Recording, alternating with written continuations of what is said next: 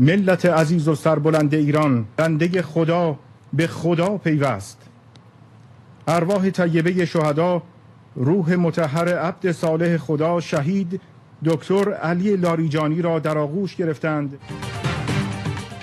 ایرانی قومی سلامتی کونسل کے سیکریٹری علی لاریجانی اپنے بیٹے مرتضی سمیت شہید. ایرانی سرکاری میڈیا کے مطابق علی لاریجانی امریکی اور صہیونی حملے میں شہید ہوئے. علی لاریجانی کے ایکس اکاؤنٹ سے بھی شہادت کا اعلان پوسٹ میں لکھا گیا. ایک بندہ خدا اپنے رب کے پاس شہید کے طور پر پہنچ گیا. شہادت پر تعزیت اور مرحوم کی مغفرت کی دعا بھی کی گئی. میں موت کو خوشی کے سوا کچھ نہیں سمجھتا. علی لاریجانی کا گزشتہ روز آخری ٹویٹ شہدا کو خراج عقیدت پیش کرتے ہوئے لکھا: شہدا کی یاد ہمیشہ ایرانی قوم کے دل میں زندہ رہے گی. ایرانی بسیج فورس کے سربراہ جنرل غلام رضا سلیمانی بھی شہید. پاسداران انقلاب نے تصدیق کر دی. شہدا کے خون کا بدلہ لینے کا اعلان. شہید علی لاریجانی اور کمانڈر غلام رضا سلیمانی کی نماز جنازہ آج ادا کی جائے گی.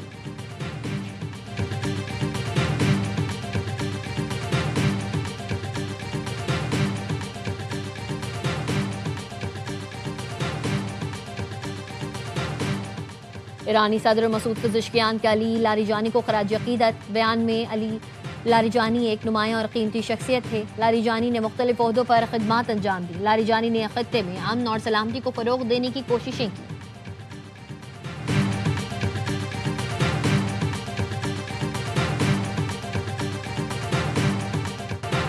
پاسداران انقلاب کا علی لاریجانی اور دیگر شہدا کے خون کا بدلہ لینے کا اعلان. ترجمان پاسداران انقلاب نے کہا: علی لاریجانی کا خون دیگر شہدا کی طرح ایرانی عزت، قومی بیداری کا سبب ہے. شہید علی لاریجانی اور دیگر شہدا کا بدلہ لینا کبھی نہیں بھولیں گے. ترجمان ایرانی خاتم النبیہ ہیڈ کوارٹرز کا کہنا ہے: خطے میں امریکی اور صہیونی دشمن کے خلاف شدید حملوں کا نیا مرحلہ شروع کر دیا. اب ایران کی جانب سے تیز رفتار کارروائیوں کا دور ہے. پاسداران انقلاب نے آپریشن وعدہ صادق کی 60ویں لہر کا آغاز کر دیا. پاسداران انقلاب کے مطابق 60ویں لہر میں امریکی اڈوں اور اسرائیل میں ایران پر حملوں کے مراکز کو نشانہ بنایا. امریکی فوجی اڈوں الازرق، العدید، الزفرہ، علی السلام اور الخرج کو نشانہ بنایا. حملے میں مات، قیام، ذوالفقار، دسپول اور کروز میزائل استعمال کیے.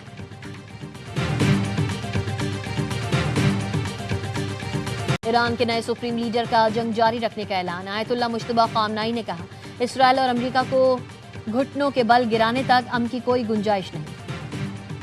رائٹرز کے مطابق دو ممالک نے ایرانی دفتر خارجہ کو جنگ بندی کی پیشکش بھیجی تھی، لیکن رہبر اعلیٰ نے اپنے پہلے خارجہ پالیسی سیشن میں سخت ترین موقف اپنایا. کہا یہ امن کا صحیح وقت نہیں. دشمن شکست تسلیم نہ کر لے اور نقصان کا ازالہ نہ کرے، جنگ جاری رہے گی. ترجمان پاسداران انقلاب کا کہنا ہے: جنگوں کا فیصلہ سوشل میڈیا پر نہیں، میدان میں ہوتا ہے. امریکی مشن کا نام ایپک فیوری نہیں، ایپک فیئر ہونا چاہیے.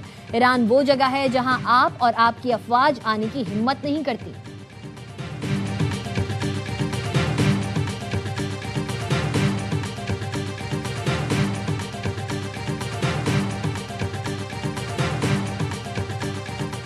ترکیہ خطے میں جنگ رکوانے کے لیے متحرک. وزیر خارجہ کا جنگ کے خاتمے کے لیے مشرق وسطیٰ کے ہنگامی دورے کا اعلان.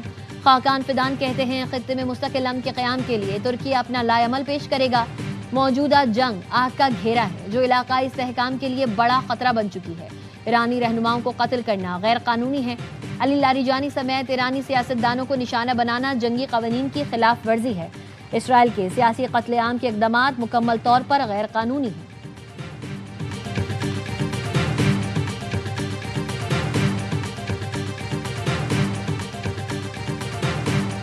We help them so much. We have thousands of soldiers in different countries all over the world, and they don't want to help us. Well, we don't need too much help, and we don't need any help.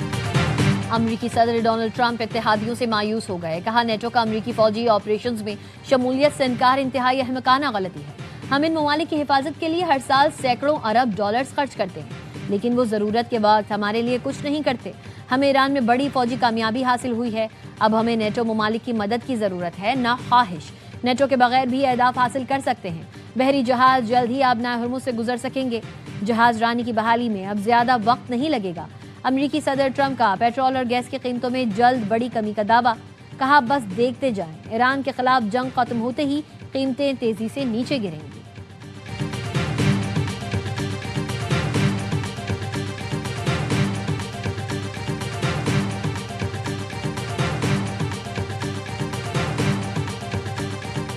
Trump کو اتحادیوں کے بعد اپنوں کی بھی مزاحمت کا سامنا. National counter terrorism centre کے ڈائریکٹر جو کینٹ نے احتجاجاً استعفیٰ دے دیا. جو کینٹ نے کہا باضمیر رہتے ہوئے ایران پر حملوں کی حمایت ناممکن ہے. ایران پر تھوپی گئی جنگ کی حمایت نہیں کر سکتا. تہران واشنگٹن کے لیے فوری خطرہ نہیں تھا. جنگ اسرائیل اور اس کی طاقتور لابی کے دباؤ پر شروع کی گئی. امریکی صدر کو خط میں لکھا عراق جنگ کی طرح جھوٹ کی بنیاد پر آپ کو ایران جنگ پر اکسایا گیا. اسرائیلی حکام اور امریکی میڈیا نے غلط معلومات پھیلا کر جنگ میں دھکیلا. جنگ میں فتح آسان ہوگی مگر یہ سب جھوٹ تھا. بااثر صہیونیوں نے صدر کے امریکہ فرسٹ ایجنڈے کو سبوتاژ کیا. صدر ٹرمپ نے جو کینٹ کو کمزور آدمی قرار دے دیا. کہا اچھا ہوا اس نے استعفیٰ دے دیا. وہ ایران کو خطرہ نہیں سمجھتا. ایرانی وزیر خارجہ کا امریکی نیشنل کاؤنٹر ٹیررزم سینٹر کے ڈائریکٹر جو کینٹ کے استعفے کا خیر مقدم. ایکس پر لکھا ایران کے خلاف جنگ کو غیر منصفانہ قرار دینے والی آوازیں بڑھ رہی ہیں. یورپ اور امریکہ کے حکام بھی جنگ پر سوال اٹھا رہے ہیں.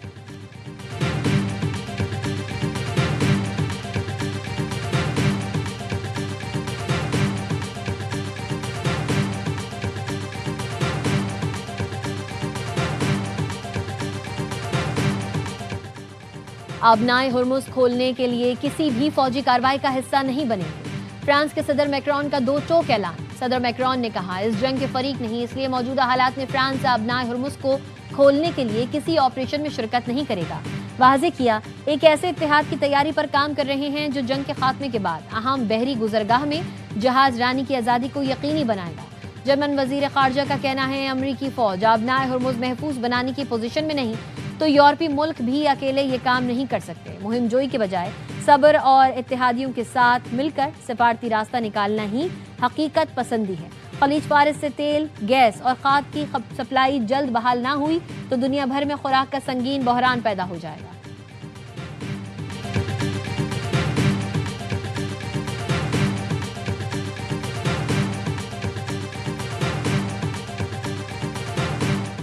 امریکہ اور اسرائیل کی ایران میں رجیم چینج کی کوششیں ناکام. ایرانی میڈیا کا کہنا ہے CIA نے ایران میں رجیم چینج سے ہاتھ کھڑے کر لیے. رجیم چینج ایجنڈے کو ختم کر دیں. CIA کی اپنی اسٹیشنز کو ہدایات جاری. نیتن یاہو کو امریکہ کے جنگ سے نکل جانے سے متعلق شدید خدشات. نیتن یاہو کی کوشش ہے کہ امریکہ ایران کے ساتھ جنگ میں شامل رہے.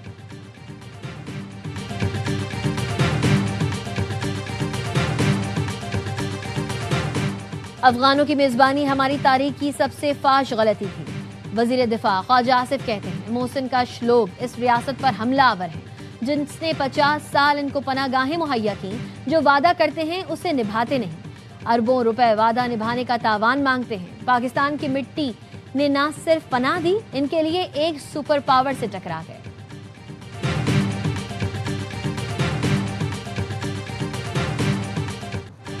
افغان طالبان رجیم کا اسپتال پر حملے کا پروپیگنڈا جھوٹا ہے. وزارت اطلاعات کے مطابق کارروائی میں پاک افواج نے کیمپ فینکس کو نشانہ بنایا جو کہ امید اسپتال سے کئی کلومیٹر کے فاصلے پر ہے. کیمپ فینکس دہشت گردوں کا گولہ بارود اور ساز و سامان ذخیرہ کرنے کی جگہ ہے.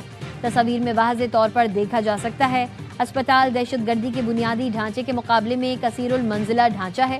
فیکٹ چیک وزارت اطلاعات کے مطابق ترجمان افغان طالبان نے حالیہ ہلاکتوں کے الزام کے لیے 2023 کی تصویر استعمال کی. یہ تصویر مئی 2023 میں بھی افغان طالبان کی وزارت داخلہ کی جانب سے شیئر کی گئی تھی. اقدام کا مقصد غلط معلومات کے ذریعے عوامی تاثر کو گمراہ کرنا ہے.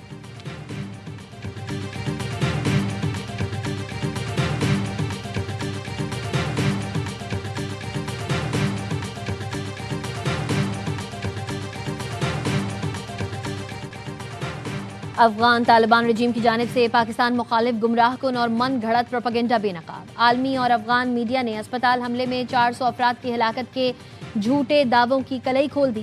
دہشت گرد ٹھکانوں کی تباہی کے بعد افغان طالبان ہزیمت چھپانے کے لیے جھوٹ کا سہارا لینے لگے. افغان میڈیا کا کہنا ہے فضائی حملے کے دوران ہلاکتوں اور بڑی تباہی کے نشانات نہیں ملے. زویا نیوز، افغان ٹائمز یا کسی اور میڈیا ادارے نے بڑے جانی نقصان کی تصدیق نہیں کی. افغان طالبان نے دعویٰ کیا تھا حملہ بحالی مرکز پر ہوا لیکن دعوے کے حق میں کوئی ثبوت نہیں ملا. کابل میں بحالی مرکز کے قریب لگی آگ معمولی نوعیت کی تھی. آگ ممکنہ طور پر قریبی طالبان فوجی کیمپ پر حملے کے باعث لگی. افغانستان کے طلوع نیوز کی رپورٹر نے بھی اسپتال میں موجود عینی شاہدین کے ذریعے افغان پروپیگنڈا آشکار کر دیا.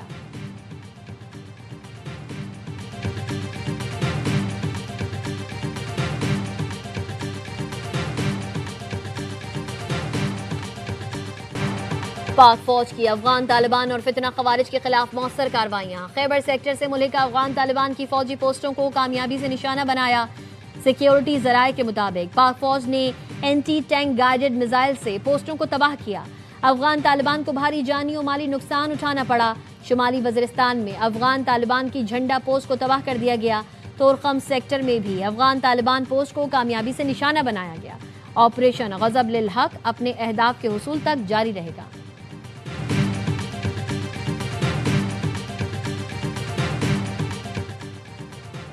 اور صدر مملکت نے 23 مارچ کی پریڈ اور تمام متعلقہ تقریبات نہ کرنے کی سمری منظور کر لی۔ فیصلہ تیل بحران کفایت شعاری اقدامات کے تناظر میں وزیر اعظم کی ایڈوائس پر کیا گیا۔ صدر نے کہا، قومی وسائل کا محتاط اور ذمہ دارانہ استعمال ہر شہری کی ذمہ داری ہے۔ اعزازات کی تقریب اب 28 اپریل کو ہوگی۔